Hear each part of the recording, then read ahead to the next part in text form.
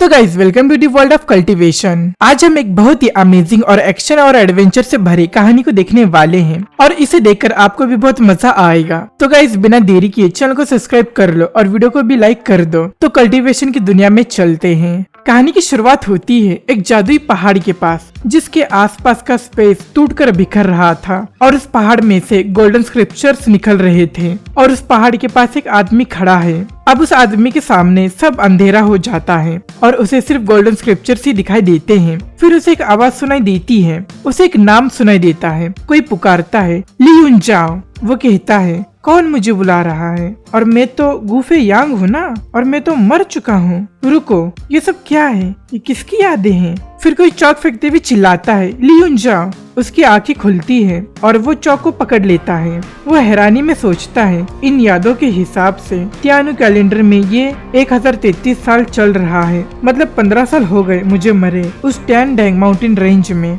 फिर वो विंडो से बाहर की तरफ देखता है और सोचता है, हाँ ये स्टैचू तो मेरा है। फिर कोई चिल्लाता है, ली युन जाओ, तुम में बहुत गट्स है, यू ब्रैट। तुम्हारी हिम्मत किसी भी मेरी क्लास में सोने की। वो सोचता है, ये जगह और ये बॉडी, क्या मैं रीइंकार्नेट हुआ हूँ? क्लास टीचर कहती है, मेरे सवाल का जवाब दो। कितने रिफाइनिंग मेथड्स होते हैं एक नॉर्मल जॉन वेपन के लिए? और ये है टियानशु कंट्री के जियालान एकेडमी प्रोफेसर लू युनशांग। ली युनजा उसे देखकर सोचता है, इस लेडी की बॉडी तो बहुत अच्छी है, बड़े बाल, सुंदर चेहरा। अगर इसने बैटल आर्मर पहना, वो भी एक फ्रॉस्ट मोरने जॉर्ड के साथ, फिर वो एक रेड लोटस मार्शल सविनर दिखेगी। पर अनफॉर्चुनेटली ये बस एक मार्शल लॉर्ड है 4 क्वाड्रेंट्स रेल्म की। She is still far from enough. और वो डायरेक्ट उसके नजरों में देखता है। लू युनशांग चौंक जाती है। वो सोचती है कि क्या हुआ, मैं एक मार्शल लॉर्ड हूँ, वो भी 4 क्वाड्रेंट्स रेल्म की, तो कैसे एक ऑर्डिनरी लड़के के नजरों से मुझे इतना अजीब फील हुआ। फिर वो कहती है, मेरे सवाल का जवाब दो, कितने रिफाइनिंग मेथड्स होते हैं एक नॉर्मल जॉन वेपन के लिए? फिर वो सोचती है, हो सकता है कि मैं उस प्रॉब्लम में फंसी पड़ी हूँ, इसलिए मुझे ऐसा अजीब फील हो रहा है। ली युनजाओ सोचता है, तुम इस पूरे टियानु कॉन्टिनेंट के टॉप रैंक 9 अल्केमिस्ट से एक बच्चों जैसा सवाल पूछ रही हो। फिर वो सवाल का जवाब देता है, रिफाइनिंग जॉन वेपन्स, इसके लिए टोटल 48 मेथड्स है। ये सुनकर वो चौंक जाती है और क्लास के बाकी बच्चे हंसने लगते हैं। वो सब कहते हैं, ये सपने में है क्या? टेक्स्ट बुक में लिखे होने के बाद भी तुमने ये आंसर गलत कैसे दिया? हम सब जानते हैं कि इसका मेरिडियन ब्लॉक्ड है, पर किसने सोचा था कि इसका ब्रेन सर्किट भी खराब हो चुका है?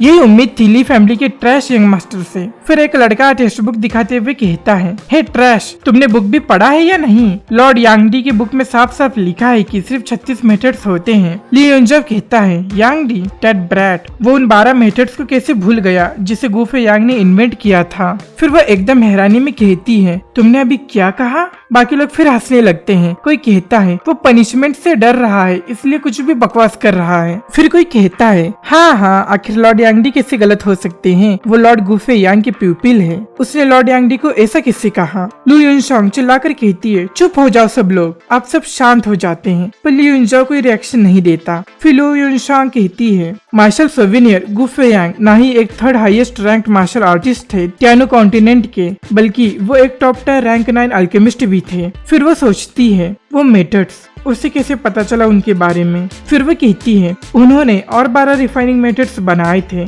कोई कहता है, पर टेक्स्ट बुक में तो। तब तक वो कहती है, वो 12 मेथड्स किसी एवरेज पर्सन के समझ के बाहर है, इसलिए लॉर्ड यांगडी ने उन मेथड्स को अपनी इस बुक में नहीं लिखा। फिर वो सोचती है, हर कोई कहता है कि ली युनजाओ कम्प्लीटली इनकॉम्पिटेंट है जब मार्शल आर्ट्स की बात आती है। तब इसके मेरिडियंस भी अब तक खुले नहीं हैं। कहीं ये बात तो नहीं इसका टैलेंट अल्केमी में है? मार्शल आर्ट्स के बजाय इसका फ्यूचर अल्केमी में बहुत ही अच्छा होगा। फिर वो कहती है, इतना भी खुश मत हो, अगर तुमने कुछ किताबें क्लास के बाहर पढ़ी है तो मुझे बताओ, क्यों वेपन्स रिफाइन करते समय हमें स्काई क्रिस्टल सैंड की जरूरत पड़ती है? अगर तुमने इस सवाल का जवाब दे दिया तो तुम्हें फिर कभी मेरी क्लास में आने की जरूरत नहीं है। बाकी लोग कहते हैं, वाह प्रोफेसर अब बहुत गुस्से में है। कोई कहता है कि सब जानते हैं कि रिफाइनिंग के दौरान स्काई क्रिस्टल सैंड को ऐड करना ही पड़ता है। इसका मतलब क्या हुआ कि क्यों उसे ऐड करना पड़ता है? ये तो ऐसा हुआ कि क्यों 1+1 2 होता है। ली युनजाओ कहता है, स्काई क्रिस्टल सैंड की ऐसी तो कोई जरूरत नहीं होती, पर ऑर्डिनरी अल्केमिस्ट रिफाइनमेंट के दौरान मटेरियल्स के फ्यूजन को ठीक से कंट्रोल नहीं कर पाते, इसलिए सैंड को सिंपली न्यूट्रलाइजेशन सब्सटेंस की तरह यूज किया जाता है, जिससे प्रोसेस हल्का और स्मूथ हो जाता है। अब वो उसकी तरफ आते हुए कहती है, वेल सेड। फिर क्यों कभी कभार स्काई क्रिस्टल सैंड को रिफाइनमेंट के समय डालने पर वो फेल हो जाता है। लियो युनजाओ कहता है, स्काई क्रिस्टल सैंड एक वाटर एलिमेंट है, ऑफ कोर्स इसे फायर एलिमेंट को रिफाइन करने में यूज नहीं किया जा सकता।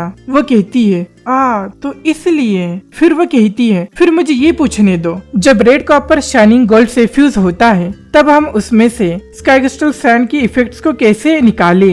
लियो युनजाओ कहता है, बस ऐसा समझो कि सैंड एक इम्प्योरिटी है और जितना तुमने रिफाइन किया है उसके इसेंस के मदद से उसे निकाल फेंको। वो शॉक में कहती है, हाँ मैं समझ गई, बेशक मैं हमेशा वहाँ फेल हो रही थी। फिर वो सोचती है, इसने इस प्रॉब्लम के सोल्यूशन को कितने आसानी से बता दिया और उसके आंखों को देखकर ऐसा लग रहा था कि इस सवाल के जवाब को बताना इसके लिए कोई बड़ी बात भी नहीं थी। उसके आंखों में इस सवाल के लिए कोई सीरियसनेस था ही नहीं। फिर वो क्लास से जाते हुए कहती है, लियो युनजाओ मुझे तुमसे क्लास के बाद मिलना है और क्लास अब सेल्फ स्टडी करो। फिर वो चली जाती है। एक स्टूडेंट कहती है, क्या अभी टीचर लियो युनजाओ से एडवाइस ले रही थी। अब लियो युनजाओ उठता है और जाते जाते हुए कहता है, अब लगता है इसके क्लास को अब अटेंड करने की मुझे कोई जरूरत नहीं है, और वो भी क्लास से चला जाता है। बाकी सब उसे हैरानी से देख रहे थे। फिर एक लड़का कहता है, आज ब्रदर यून को क्या हुआ है, वो अचानक से इतना समझदार कैसे हो गया। फिर एक लड़का खड़ा होकर कहता है, हे गाइस क्या था ये, क्या लियो युनजाओ एक अल्केमी जीनियस है। फिर एक लड़का कहता है, एक अल्केमिस्ट बनने के लिए मार्शल आर्ट से भी ज्यादा टैलेंट की जरूरत पड़ती है।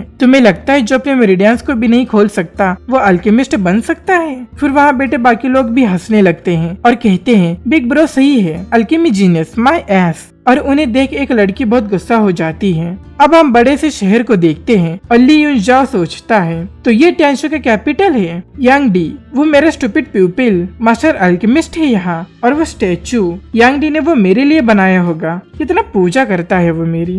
15 साल बाद मैं गुफे यांग मेरा पुनर्जन्म हुआ है लियो युनजाओ नाम से, और खुद के स्टेचू को देखकर थोड़ा भावुक महसूस कर रहा हूँ। अब कुछ देर बाद वो एक टावर के पास पहुँचता है। यह है टेंशो के कैपिटल अल्केमिस्ट टावर। फिर वो कहता है, तो ये है वो जगह। फिर वो सोचता है, अनफॉर्चुनेटली ये जो मेरी बॉडी है ये बहुत वीक है। इतने बड़े होने के बाद भी इसने अब तक अपना मेरिडियन तक नहीं खोला है। इसे ही कहा जाता है एक नेचुरल बॉर्न ट्रैश कॉन्स्टिट्यूशन। चलो तभी भी मैं अपने पिछले लाइफ में थर्ड स्ट्रॉन्गेस्ट मार्शल सोविनियर था, तो अब बस मुझे एक रास्ता खोजना है। फिर वो कहता है, चलो पहले यांग डी को खोजते हैं और इस ट्रैश बॉडी को फिक्स करते हैं, और अगर ये काम कर गया तो कुछ ही सालों में मैं अपने स्ट्रेंथ को रिकवर कर लूंगा, और जब वो होगा तो मैं मेरे दोनों जिंदगियों के एक्सपीरियंस और कल्टीवेशन की मदद से मैं डेफिनेटली हायर लेवल पर पहुंचूंगा इस लाइफ में। फिर मैं इस दुनिया के शिखर पर राज करूंगा। सो गाइस ये चैप्टर होता है यहीं पर एंड। तो तुम्हें ये न्यू कहानी की न्यू चैप्टर कैसी लगी मुझे कमेंट्स में जरूर बताना, और इस वीडियो को लाइक और अपने फ्रेंड्स में शेयर भी कर देना, और सब्सक्राइब करना तो बिल्कुल भी मत भूलना, और इसके अगले चैप्टर के लिए बेल नोटिफाई को भी ऑन कर लो।